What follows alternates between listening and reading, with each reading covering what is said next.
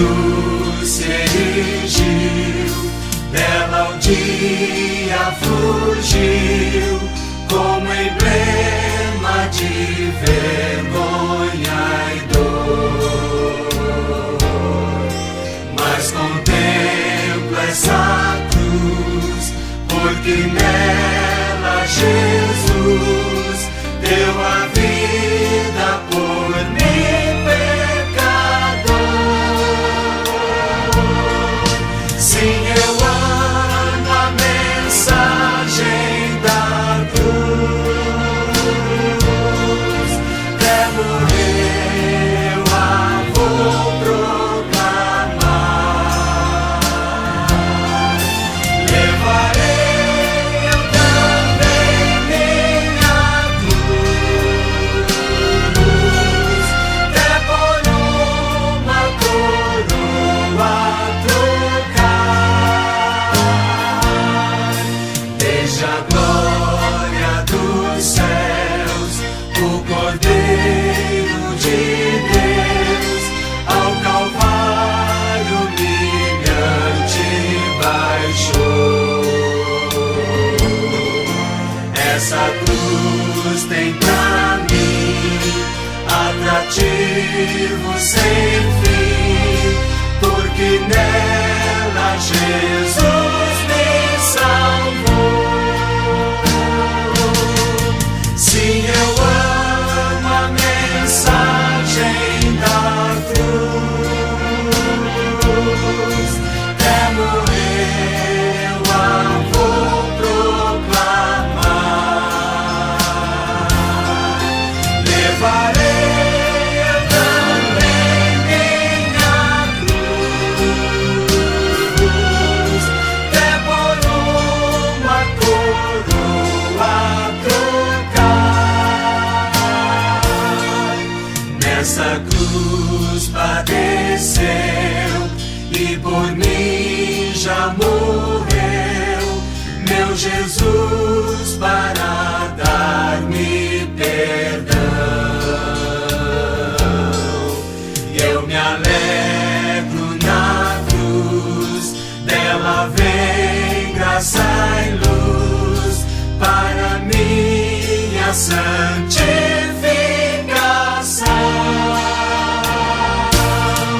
Sim, eu amo a mensagem da cruz. Até morrer eu a vou proclamar. Levarei eu também minha cruz, até por uma coroa trocar. Eu aqui com Jesus, a vergonha da cruz, quero sempre levar e sofrer. Cristo vem me buscar e com Ele no lar uma parte da glória hei de ter. Sim, eu amo a mensagem da cruz. Até morrer eu a vou proclamar. Levarei eu também minha cruz, até por uma coroa trocar.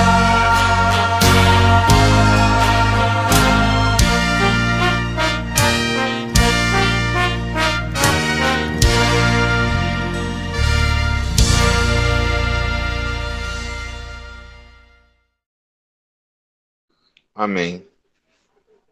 Glória a Deus. Vamos. Eu tô aqui, tô só no celular hoje, tô sem ver direito quantos irmãos tem e quais são, né? Mas já vi que hoje o pastor falou aí no grupo que quem vai pregar é o pastor Evanils. Vamos. Queria Já saber tem algum. 10, 10 pessoas. Amém. É, queria saber se alguém quer louvar o Senhor, se tem um hino, se quer ler algum versículo, antes da gente passar a palavra para o pastor para o estudo desta noite.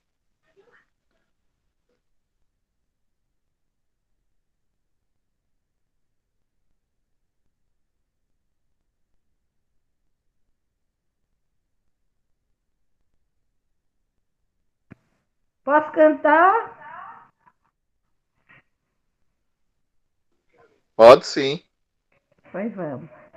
Ó Rei sublime, majestade e glória, sobre as milícias do celeste além, ouve o louvor, os hinos de vitória, dos que de ti recebe todo o bem.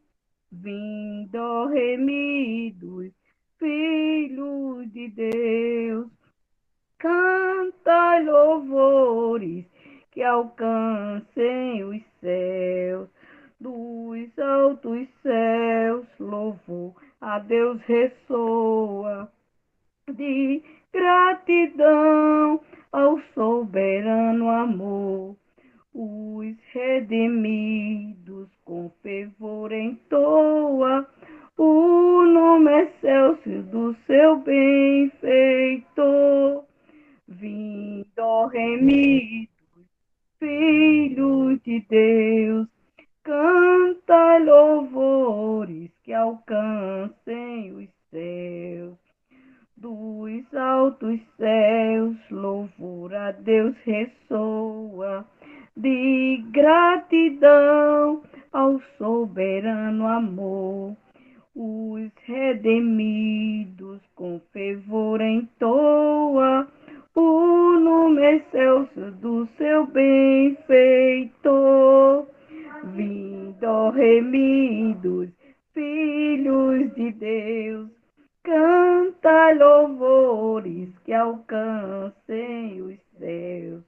Eterno Deus, teus filhos vê prostrados perante o brilho da suprema luz, pois dos pecados foram resgatados, agora rende glórias a Jesus, vindo remidos, filhos de Deus, canta louvores que alcancem os céus.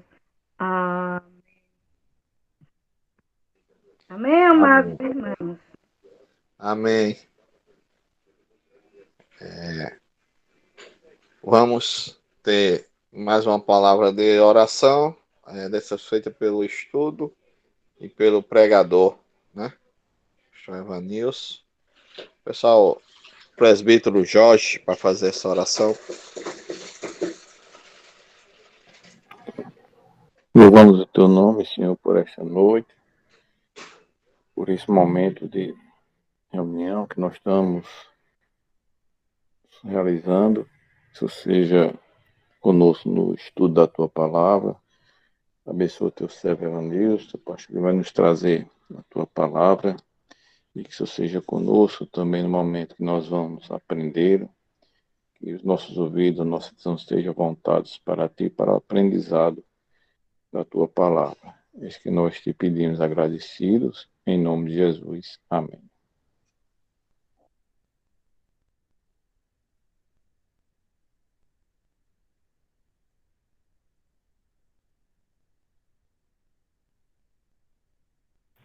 Amém. A palavra está comigo já? Amém. Amém. Então, Boa noite, irmão. Paz. Boa noite, a paz do Senhor. Vamos iniciar o nosso estudo dessa noite. Eu vou convidar os irmãos a abrir as nossas Bíblias na primeira carta do apóstolo João, capítulo 4, a partir do versículo 1 até o versículo de número 6. 1 João, capítulo 4, versículo 1 até o versículo de número 6. Os irmãos estão ouvindo bem? Ok, tá bem audível.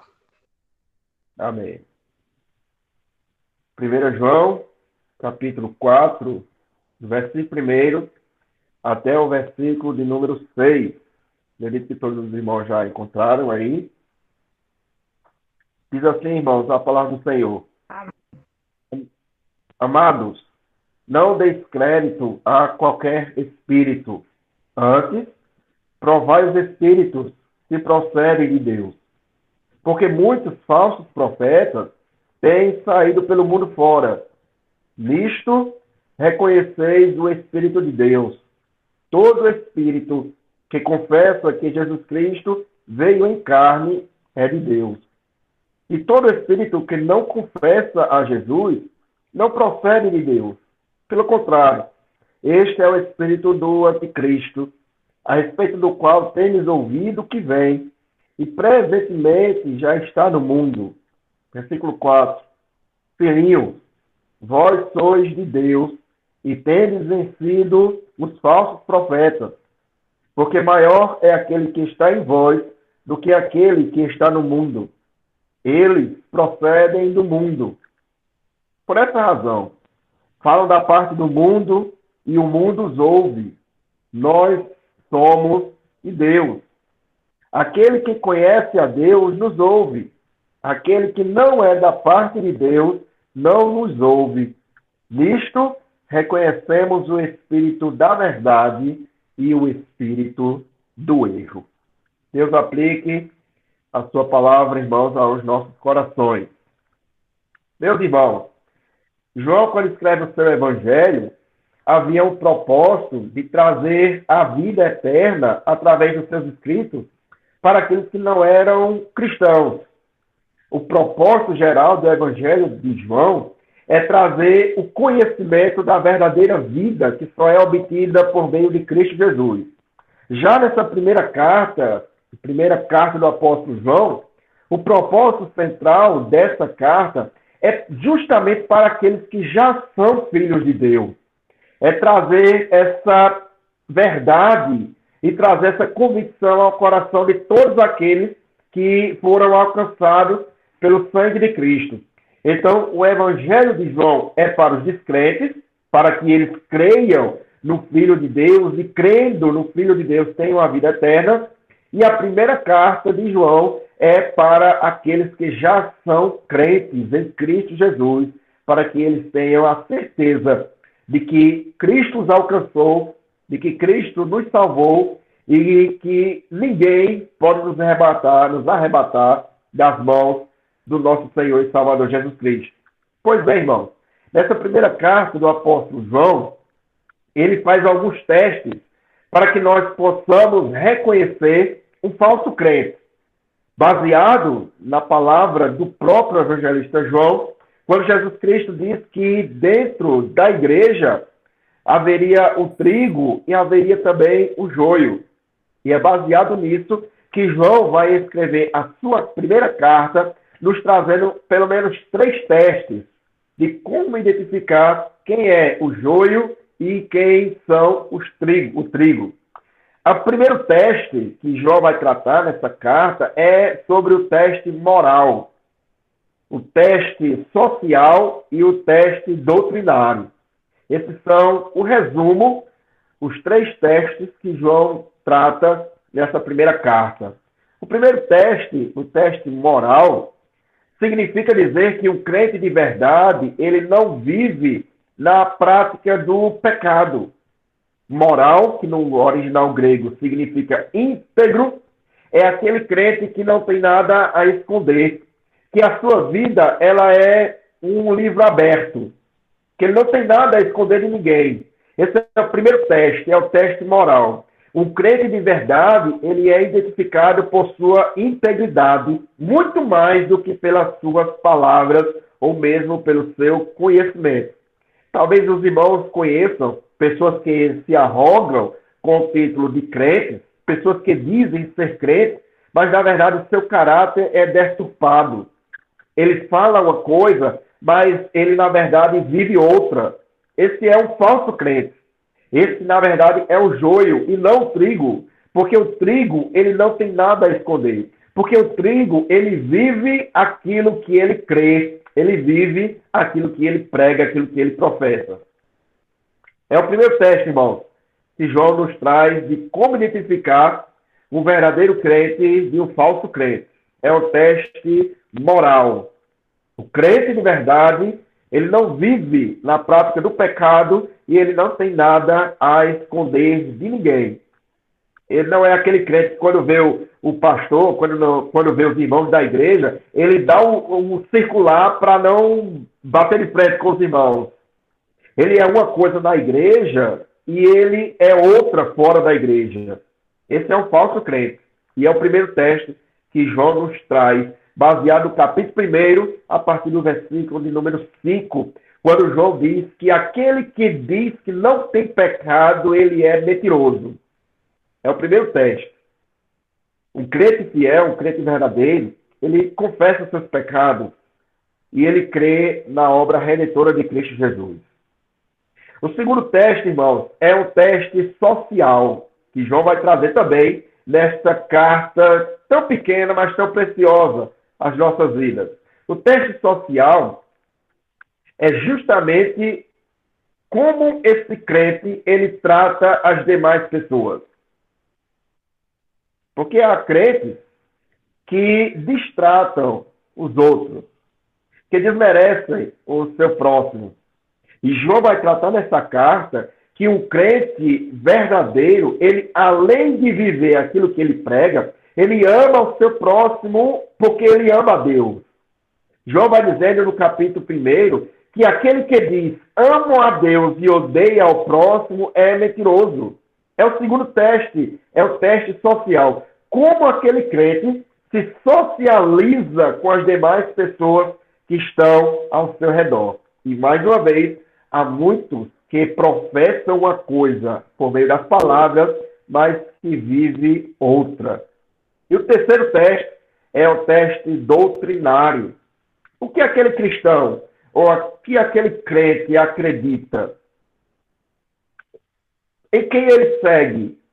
O verdadeiro cristão, ele não segue falsos profetas, que nós vamos ver justamente nesses 6 versículos do capítulo de número 4.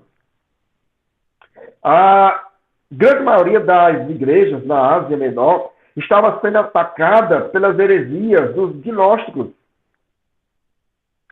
que afirmavam que Jesus Cristo não era Deus, que negavam assim tanto a divindade de Cristo quanto a sua humanidade. Os gnósticos pregavam um falso Cristo, bem como também um falso evangelho, com a falsa fé e um falso amor. E é nesse contexto desses 3 testes que João, irmãos, exorta aquelas igrejas da Ásia Menor e também nos exorta nesta noite, a palavra de Deus nos exorta, para que nós não venhamos a dar ouvidos a qualquer espírito.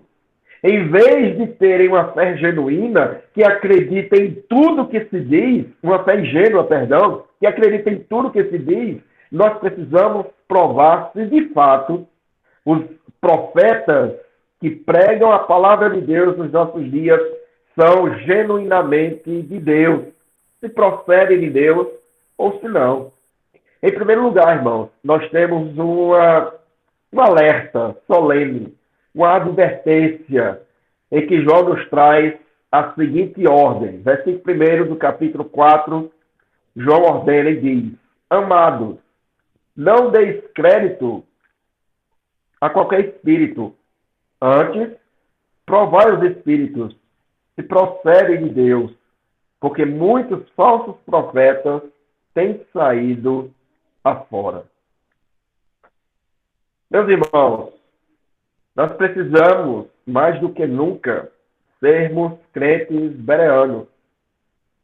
Nós precisamos voltar às Sagradas Escrituras. Nós precisamos ter conhecimento da palavra de Deus. O profeta Oséias vai dizer que o meu povo perece. Em outras versões diz que o meu povo está sendo destruído porque lhe falta conhecimento. Há muitas igrejas ditas evangélicas que não têm conhecimento algum sobre Cristo, sobre a palavra do Senhor. O pastor Hernandes Dias Lopes vai dizer que Satanás imita o fenômeno da iluminação divina, inspirando falsos profetas e falsos mestres, com o único objetivo de espalhar o erro religioso e de afastar as pessoas da verdade. Infelizmente, há muitas pessoas que estão rejeitando a verdade e acolhendo o erro. Há muitas pessoas que não querem ou que não desejam ser exortados pela palavra de Deus, mas estão amontoando para si, cercando-se de falsos mestres. É isso que Paulo vai deixar claro quando escreve a sua carta ao jovem pastor chamado Timóteo, que no final dos tempos, muitos iriam rejeitar a sã doutrina, como que tendo coceira nos ouvidos, se recusarão a dar crédito à palavra de Deus e amontoarão para si falsos mestres. É isso, irmãos, que infelizmente nós temos nos nossos dias. Acolher falsos pregadores, acolher falsos profetas, acolher falsos ensinos que falam em nome de Deus e ouvir de mente aberta toda e qualquer palavra dita sem antes analisarmos pela palavra de Deus, é uma verdadeira atitude insensata. É, na verdade, irmãos, uma insanidade nós dar crédito a qualquer profeta que diz ser da parte de Deus, sem antes analisarmos a palavra do Senhor. A ordem de João, nesse versículo primeiro, é que nós precisamos julgar os profetas. Quando João diz, amados, não deis crédito a qualquer espírito, essa frase no original grego pode trazer a iluminação e a nossa compreensão que nós não podemos, irmãos, dar créditos, que nós não podemos ouvir tudo que é pregado sem que antes venhamos analisar pelo crivo da palavra de Deus. O próprio Jesus nos preveniu acerca dos falsos mestres.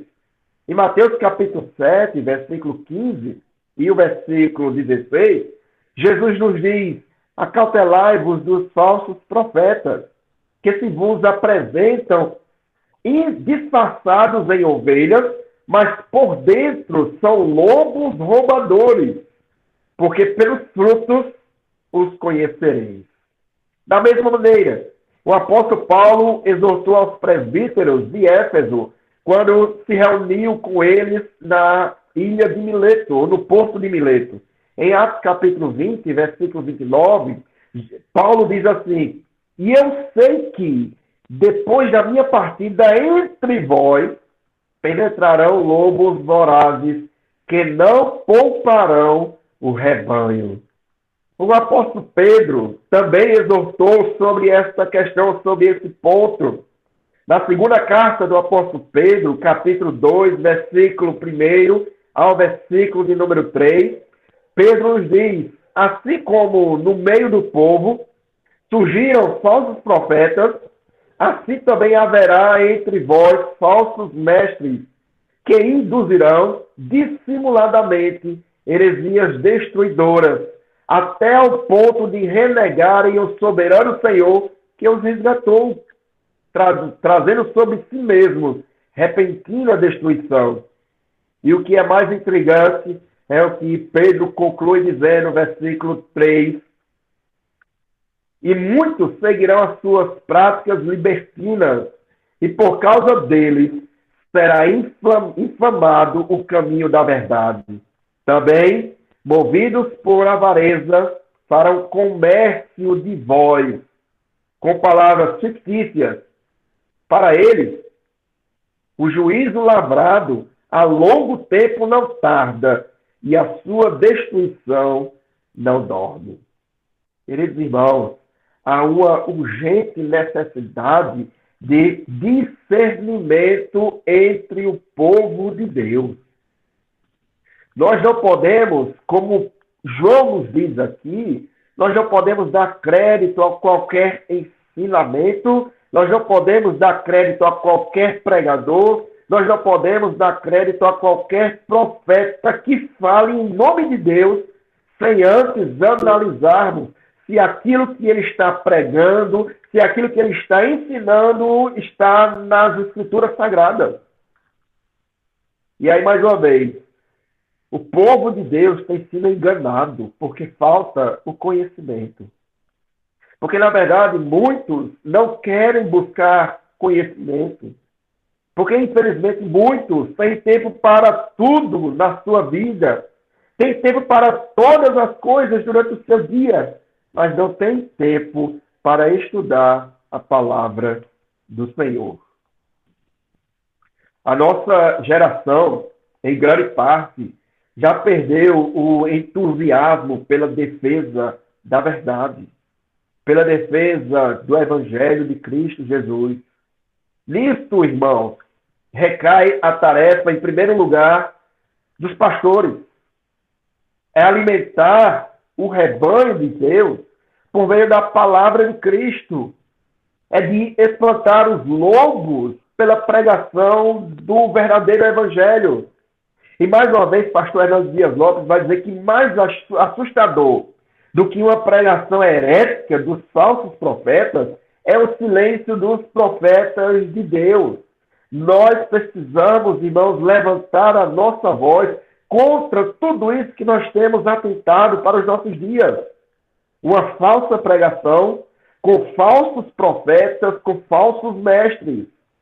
Nós precisamos nos alimentar com a palavra de Deus para que nós possamos alimentar o povo de Deus com a sua santa palavra. É por isso, irmãos, que o líder, que o pastor, que o pregador precisa investir nos seus estudos para alimentar ou para trazer alimento sólido para a congregação. E uma igreja bem alimentada com o genuíno evangelho não dará ouvidos aos falsos mestres. Então, se de um lado nós temos o papel do pastor, o papel do pregador, o papel do mestre, que é de trazer alimento robusto para a igreja, que é de trazer alimento sólido para a igreja, não é trazer aquela palha, como nós conhecemos popularmente, não é trazer aquela sopa rala para os irmãos, é trazer um alimento sólido, um alimento bíblico, genuíno. E para isso, nós precisamos investir tempo. Nós precisamos investir a nossa vida para estudarmos a palavra do Senhor. Mas também há um encargo para a igreja, para os membros da igreja. Não é só o pastor, irmãos, que deve alimentar a sua alma por meio da palavra de Deus, mas você também tem esse sacerdócio universal de todos os santos. Você é o sacerdote do seu lar. Você é o profeta da sua casa. É papel seu abrir a sua Bíblia e estudá-la. E analisar a palavra de Deus e se alimentar com a palavra de Deus. Não deixe para ser alimentado somente no domingo pela manhã, ou no domingo à noite, ou na oração na terça-feira, ou mesmo no estudo da palavra de Deus na quinta-feira à noite. Mas cabe a você, de forma particular, durante o seu dia, durante a semana, abrir a sua Bíblia e estudar a palavra de Deus. E por que eu me referi no início, irmãos, do nosso estudo, que nós precisamos urgentemente sermos crentes bereanos? Todos nós conhecemos o contexto da igreja de Bereia. O apóstolo Paulo pregava o evangelho e a Bíblia diz que os bereanos analisavam no Antigo Testamento, no Pentateuco, para ver se tudo aquilo que Paulo estava pregando se estava escrito na palavra de Deus. É por isso, irmãos, que nós não podemos desprezar a nossa Bíblia. Nós falamos muito sobre os católicos, apostólicos, romanos, que vão para suas missas. Muitos deles não levam nem Bíblia. Outros que deixam a sua Bíblia aberta lá na sala, no móvel, no Salmo 23 ou no Salmo 21. Mas, infelizmente, há muitos crentes que também praticam essa obra. Há muitos crentes que não leem a sua Bíblia. E aí, quando pega a sua Bíblia, é somente para ir para os cultos.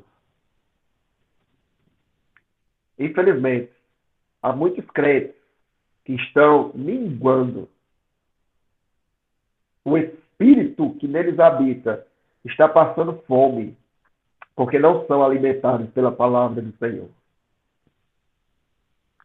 Nós vemos nos nossos dias igrejas que cultuam a anjos. Nós vemos nos nossos dias a própria Igreja Católica que tem a veneração a Maria. E interessante, o pastor Saulo certa vez contou que pregou sobre Maria. O pastor está aqui na sala, depois ele pode até comentar um pouco mais. Mas pregou que Maria, não pregou, não colocou Maria acima do que ela é, nem abaixo. É isso, pastor. Mas Maria no seu devido lugar, Maria como serva. Mas, infelizmente, há muitos crentes que nem conhecem, né? Repudiam a imagem de Maria, desprezam Maria, enquanto que a Igreja Católica supervaloriza a imagem de Maria. Mas tudo isso, irmãos, é por falta de conhecimento. Nós temos a Igreja Católica que ainda bate no martelo, ainda hoje, sobre a intercessão dos santos. Nós temos os espíritas que afirmam que nós podemos ou que nós vamos nos reencarnar em encarnações futuras. Nós temos muitos evangélicos que dizem que a salvação do homem pode ser obtida, pelos seus próprios méritos e que a perca da salvação também pode ocorrer pelos seus próprios méritos, desprezando assim a obra vicária de Cristo Jesus. Nós temos nos nossos dias as megas igrejas da prosperidade, da autoajuda, falsos mestres, falsos pregadores, que dizem que você e eu, nós temos a mesma dignidade de Cristo Jesus. E outros que ainda vão além, dizem e afirmam que se Cristo Jesus estivesse no lugar de Adão, lá no Éden, Cristo teria comido do fruto. Heresia, irmão. É insanidade. Em uma geração que negligencia o estudo bíblico da palavra do Senhor, fica fácil de ser enredada ou enganada, ou mesmo levada pelos falsos ensinos. É por isso que João traz essa exortação. Amados, não deis crédito a qualquer espírito. E ele traz a ordem. Antes, provai. Testai. A palavra grega aqui para provar traz a ideia de um ouro, que é colocado na fornalha para que tire toda e qualquer impureza e só sairá da fornalha depois que estiver aprovado. A palavra grega dokimos. É a mesma palavra que Paulo usa, escrevendo mais uma vez a carta a Timóteo. Procura apresentar-se a Deus, dokimos, aprovado, como obreiro que não tem de que se envergonhar, que maneja bem a palavra da verdade. Infelizmente, nós pegamos um texto como esse que Paulo escreve para Timóteo e pensamos que esse texto só se cabe na vida dos líderes, dos pregadores. De maneira alguma, irmão. Esse texto deve caber em nossas vidas, em cada um daqueles que professa ser filho de Deus. Antes, provai os espíritos. Antes provai os profetas, provai os estudos, provai as profecias, provai as palavras, para ver se procede de Deus. E aí João traz a última exortação no versículo 1, porque muitos falsos profetas têm saído pelo mundo fora. E João já afirmava isso, irmão. Há 2000 anos atrás, o que nós não poderíamos afirmar nos nossos dias. A falsa pregação, a heresia tem se multiplicado. E chega até ao cúmulo, ao absurdo de profetizar o dia da destruição do mundo. O dia da volta de Cristo. E, infelizmente, há muitos crentes que estão caindo nas lábias dos falsos profetas. Provem os espíritos. Como é fácil enganar um crente que não lê Bíblia. Basta você observar as profetadas dos nossos dias. Basta alguém dizer que Deus me revelou. Basta alguém dizer que Deus mandou dizer. E as pessoas acreditam. E as pessoas dão crédito. E as pessoas até choram. Há alguns dias atrás, não sei quantos irmãos souberam, mas houve um certo, entre aspas, pastor que foi preso em Lagoa Seca. Preso pela polícia. Acusado, irmãos, de pedofilia e abuso sexual contra uma criança. Segundo a família dessa criança, esse pastor não se sabe de onde vem, não se sabe para onde vai, mas o pastor chegou diante dessa família e disse que Deus havia o mandado para Lagoa Seca para pregar o evangelho e plantar uma nova igreja. Aquela família acreditou nessa profetada e colocou esse falso pastor dentro da sua própria casa, abrindo assim as portas da sua intimidade, da sua privacidade para esse falso pastor.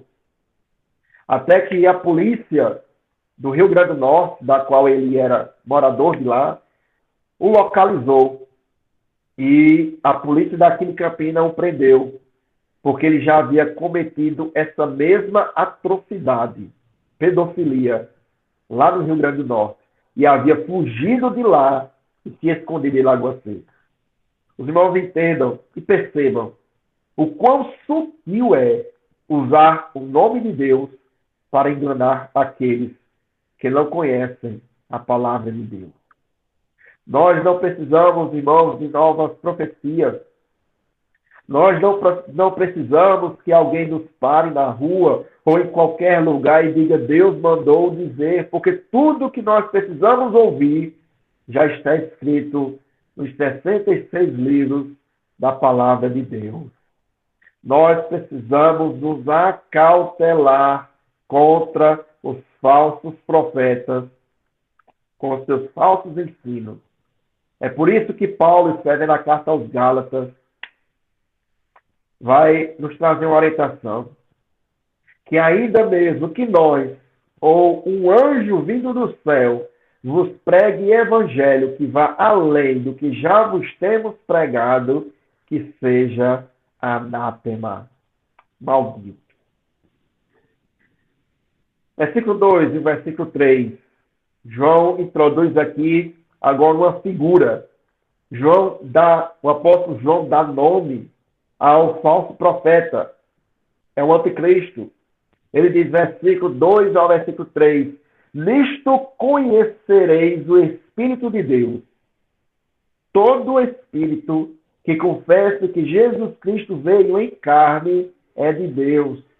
E todo espírito que não confessa a Jesus não procede de Deus. Pelo contrário, este é o espírito do anticristo, a respeito do qual tendes ouvido que vem e presentemente já está no mundo. Queridos irmãos, a lição que João nos traz, nesse versículo 2 e 3, é que ainda que aparecerá no futuro, de forma visível, o anticristo já opera no mundo.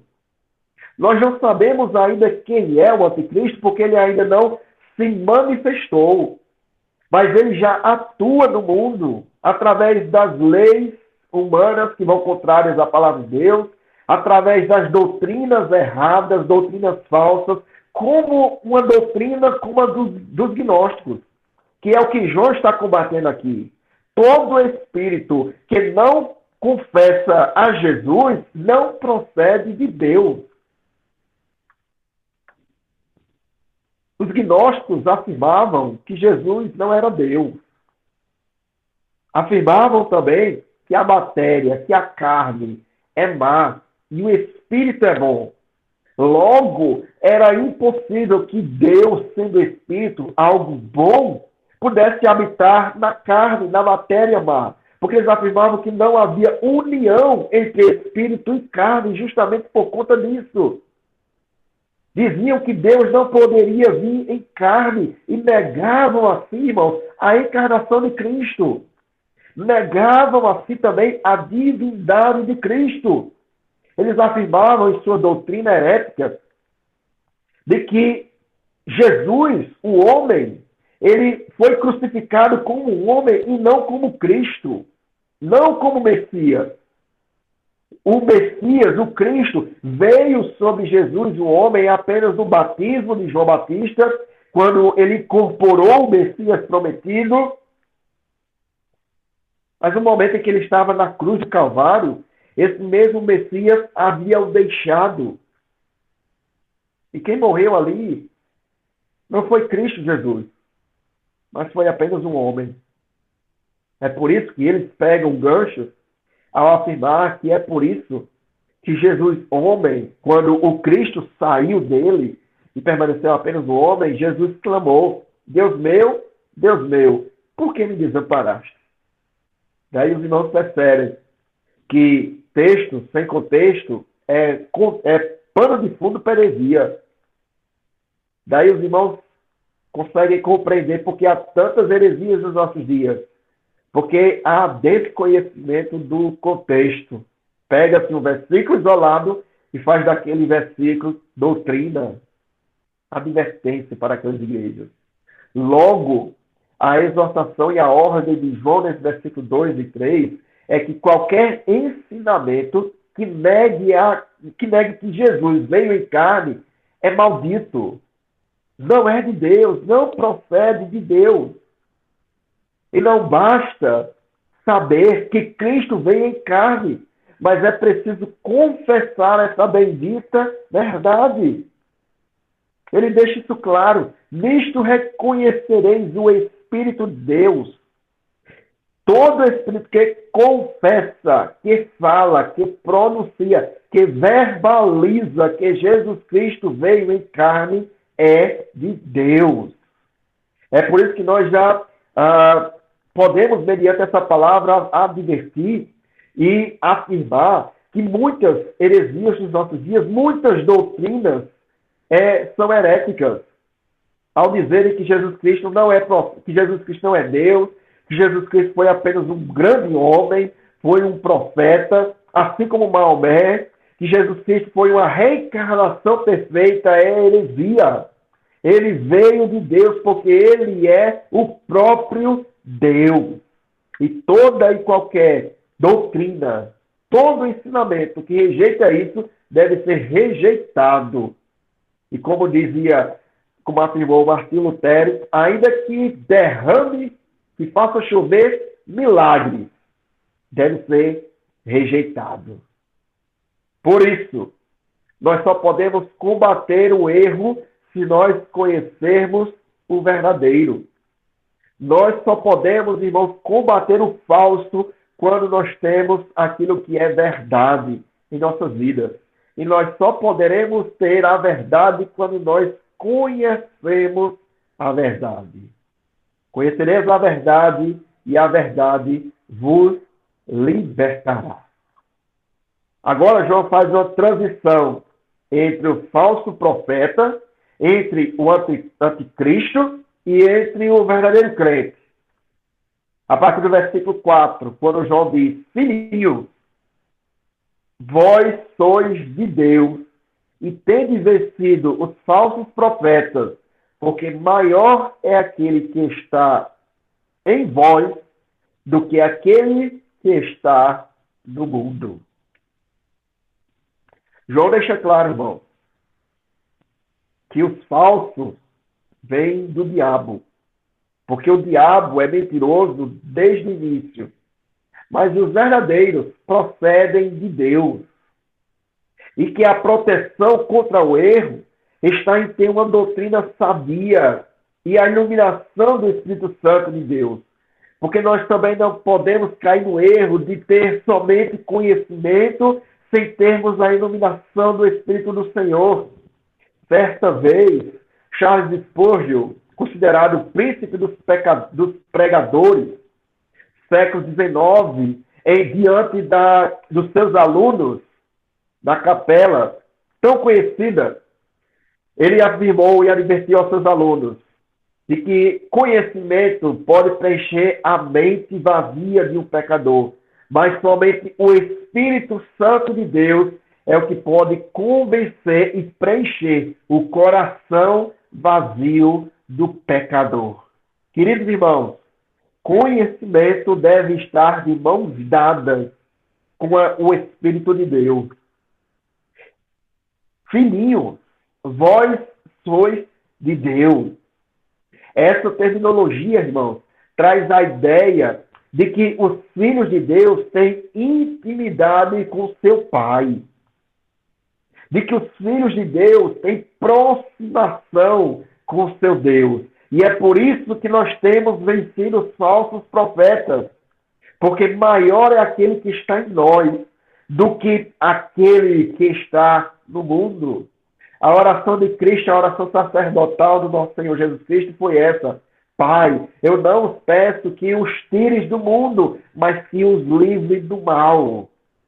Quando nós conhecemos, irmãos, quem Deus é, quando nós conhecemos os atributos de Deus, quando nós conhecemos a pessoa de Cristo, a obra vicária de Cristo, nós não caímos no erro.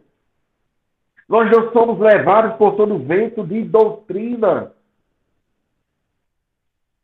Olha o que João diz, versículo 5 e o versículo 6. Eles procedem do mundo, se tratando aqui aos falsos profetas. Este é o público deles. Quem são os que ouvem os falsos profetas? O mundo. Eles procedem do mundo. Por esta razão, falam da parte do mundo. E o mundo os ouve. A contraposição de João é essa, versículo 6. Nós somos de Deus. Aquele que conhece a Deus nos ouve. Aquele que não é da parte de Deus não nos ouve. Nisto reconhecemos o espírito da verdade e o espírito do erro. Os falsos profetas são do mundo, falam do mundo ou para o mundo, porque eles falam aquilo que o mundo quer ouvir. Os verdadeiros profetas de Deus falam aquilo que Deus quer falar e não o que o povo quer ouvir. É por isso que Paulo escreve na segunda carta a Timóteo, capítulo 4, versículos 3 e 4, ele vai dizer: pois haverá tempo, kairos, em que não suportarão a sã doutrina. Pelo contrário, cercar-se-ão de mestres segundo as próprias cobiças, como que sentindo coceira nos ouvidos, se recusarão a dar ouvidos à verdade, entregando-se às fábulas. Pergunta é, irmãos, será que nós não temos visto isso nos nossos dias? Nós, porém, somos de Deus e ouvimos as palavras de Deus. Por isso que João, escrevendo o Evangelho, no capítulo 8, versículo 46, diz: quem é de Deus ouve as palavras de Deus. Você pode identificar o falso profeta por meio da pregação dele, por meio das palavras dele, por meio dos seus ensinamentos. Todo falso profeta irá falar o que o homem quer ouvir. Mas os verdadeiros serão fiéis à palavra do Senhor. Paulo escreve na carta aos Coríntios, vai dizer que os homens nos considerem bons ministros de Cristo, fiéis mordomos de Cristo.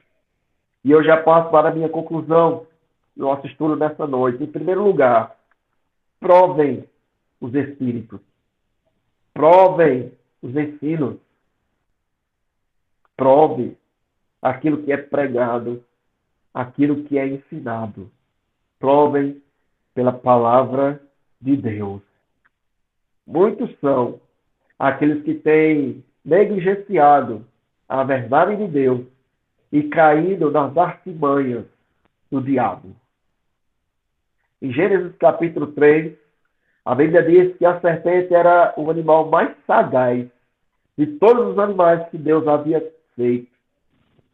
Porém, a serpente e o diabo não enganou a Eva, falando que Eva queria ouvir, mas enganou a Eva, deturpando a palavra de Deus em favor do pecado. Cabe a nós, pregadores do Evangelho, denunciar o pecado, edificar os santos e glorificar a Deus através da pregação do Evangelho. Quer ouçam, quer deixe de ouvir. Que Deus possa levantar homens e mulheres fiéis à palavra de Deus.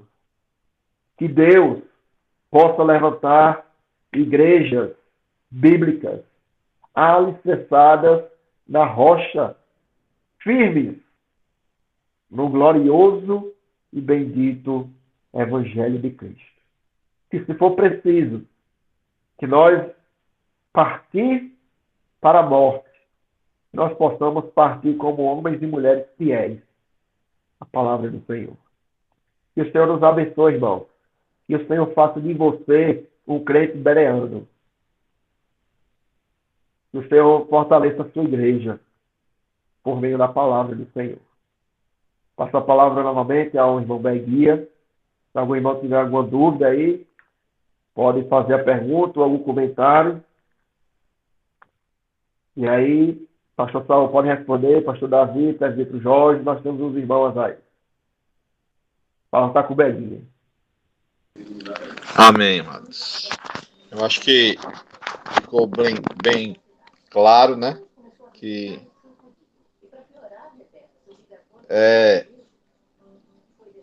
às vezes é muito difícil a gente, como o apóstolo disse aí, provar os espíritos, né? Quando ele está bem escondido, quando ele tenta imitar ao máximo, né? Mas como o pastor Evanilson mostrou aí, tem alguns que de cara a gente já pode descartar, né? Fazendo aí os 3 testes aí que Evanilson citou, tá certo? E outra coisa a respeito aí do pastor que foi detido, né? O falso pastor, né? Que nós devemos ter cuidado, né? Com aqueles que nós não conhecemos, né? O pastor Saulo pode até contar uma historinha aí, né? Já faz tempo, você que tem a memória boa, dia desse ele estava lembrando, né? Que uma senhora chegou na nossa igreja querendo um canto para dormir, que ela não tinha para dormir, né? Disse que era presbiteriano, não sei de onde, né? E o pastor não se negou, né? Eu disse que o pastor ia falar, mas quem está falando sou eu, né? O pastor não se negou, junto com o presbítero Silvio, que estava lá, né? Disse, não, a irmã não vai ficar desamparada, tá certo? A gente vai botar você num hotel, né? Vai levar você para o canto, a gente bota você no hotel, você passa a noite, de manhã você toma o destino, né? As providências que precisam ser tomadas, né? Agora o desfecho eu não presenciei, eu não vou contar. Quem vai contar é o pastor Saul depois, né? E alguém tem alguma pergunta, alguma dúvida? Não? Foi Se muito não, bem explanada, muito bem explanada. é verdade. Queria passar a palavra ao pastor Saul, né? Que ele veio de viagem, deve ter alguma novidade para nos contar, ou quer fazer alguma coisa e terminar a historinha aí que eu comecei, né? Muito bem. Que o Senhor abençoe a todos, irmãos. A historinha, né, que Bega começou foi exatamente do jeito que ele contou. Nós levamos a irmã a um hotel, pagamos a conta para que ela pudesse dormir tranquila, ter o café da manhã do jeito que ela pediu. Mas na verdade ela não queria, não é? Ela ficou muito chateada porque ela queria ir para a casa de algum de nós. Mas nós não conhecíamos, não sabíamos quem era, por uma questão de segurança, tínhamos que levar realmente para o hotel. Jorge lembra disso, o dia a gente estava lembrando, né? Porque ela chegou na igreja no horário de culto. Nós assistimos, embora não da forma que ela queria e desejava, por uma questão de segurança mesmo, e hoje nós vivemos dias assim, né? Mas, irmãos, quero primeiramente agradecer a Evanilson, porque liguei para ele, acho que terça-feira ou quarta-feira, porque surgiu um imprevisto e nós tivemos que hoje ir a Lagoa de Roça, Esperança e Barra de Santa Rosa. Acabou que nós passamos direto, não entramos em Esperança, porque consegui ligar e consegui tratar o problema relacionado à, à esperança, não é? Mas tem uma boa notícia para a gente dar para os irmãos, né? Lagoa de Roça está praticamente concluído, falta só a, a camada superficial do piso, que é aquela que brilha, né? Mas o piso grosso já está pronto, vai ser colocado terça-feira, segunda ou terça. Eu fui nessa viagem, eu, Otto e Ulisses, nós somos nós três, fomos até Barra, tem até uma foto aí no grupo. E lá em Barra, o objetivo maior era o objetivo de ir à Barra de Santa Rosa, porque nós fomos assinar lá o documento de aceitação e doação do terreno, onde a igreja vai ser construída. E fomos ao cartório e já deixamos o registro, inclusive pagamos o registro, e na segunda-feira já recebemos a escritura definitiva que vai estar em nossas mãos com a doação do terreno. Também havia uma invasão no terreno, mas foi muito tranquilo. Nós fomos lá, chamamos a pessoa e mostramos que o terreno nos tinha sido doado pela prefeitura e que nós iríamos construir ali uma igreja. E aí aconteceu, irmãos, que aquele vizinho que tinha se apropriado do terreno também era uma pessoa crente e não fez nenhum problema, nenhuma dificuldade, não, tranquilo. Aí foi só explicar as questões das ligações dele, ligações de esgoto e água que passava ali de lado. E aí a gente explicou que não teria nenhum problema, porque na nossa construção ela vai ter um beco de ambos os lados do templo, né? E ficou tudo em paz, tudo tranquilo. Na verdade, ele nos informou que tomou posse do terreno apenas por uma questão de segurança, porque estavam fazendo uso daquele terreno. E ele, temendo, tomou posse. Mas já está tudo resolvido, tá certo? E já disponibilizei lá para Pinheiros também, para que eles tenham ciência do andamento das questões todas. Então agradeço a Otto também, que se prontificou e nós fomos hoje essa viagem. Atrasamos um pouco, eu prevendo isso, convidei a Evanilson para trazer o estudo de hoje, e realmente nós chegamos aqui, eram umas 7 horas, mais ou menos, 19 horas, e encontramos um engarrafamento muito grande. Essas eram as considerações, lembrando aos irmãos que próximo domingo nós teremos a nossa escola dominical, teremos o culto à noite, teremos celebração da ceia no culto da noite. Eram essas as considerações. Que Deus abençoe a todos os irmãos. Com você, Beca. O culto da SAF, pastor. Sexta-feira o culto da SAF. Isso mesmo. Amém. Alguém mais quer tratar alguma coisa?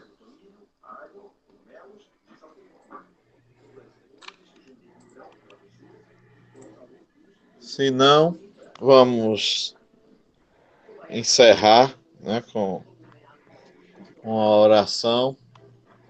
Vou pedir ao diácono Paulino Gomes para fazer a oração final nesta noite.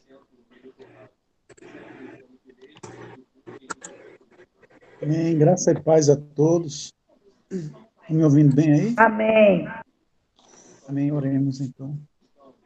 Querido Deus, eterno Pai, te louvamos pelas inúmeras vitórias que tens nos concedido, Senhor, por estar nesse caminho maravilhoso onde sabemos que não há outro. Intercedemos, Senhor, que o teu Santo Espírito, nesses tempos difíceis, como o teu filho pregou, possa estar cada vez mais, Deus, alegrando cada filho teu. Tu sabes as necessidades, as dificuldades desses tempos diferentes em todo o mundo. Que cada um de nós venha, Senhor, cada vez mais se apegar a Ti, Senhor, e não olhar para trás como a Tua palavra diz, e que nós possamos seguir em frente cada vez mais cheio do Teu Santo Espírito, e cada filho Teu, Senhor, possa se alegrar de ouvir a Tua palavra, de estar na Tua casa, e que o Teu nome possa ser cada vez mais glorificado e exaltado. Te agradecemos pela saúde, pela paz, pelo alimento que tens colocado em cada mesa. Glorificado seja, Senhor, teu nome. Agradecidos somos por tudo, em nome do Senhor Jesus. Amém. Paz a todos. Amém.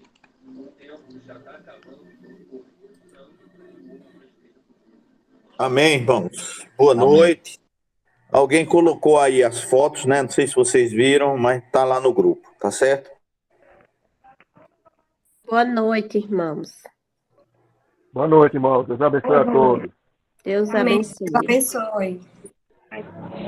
Boa noite. Boa noite, a paz do Senhor Jesus.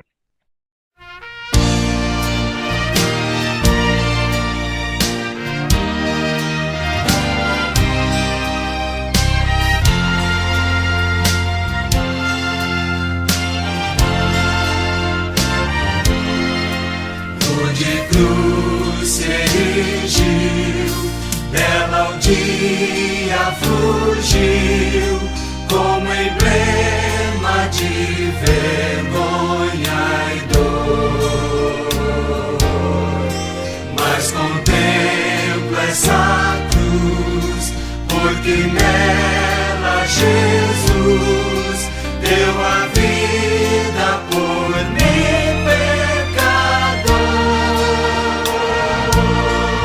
Sim, eu amo a mensagem da cruz. Levo eu a vou proclamar. Levarei eu também minha cruz, até por uma coroa desde a glória dos céus, o Cordeiro de Deus, ao Calvário humilhante baixou. Essa cruz tem pra mim atrativo sem fim, porque nela Jesus me salvou. Sim, eu amo a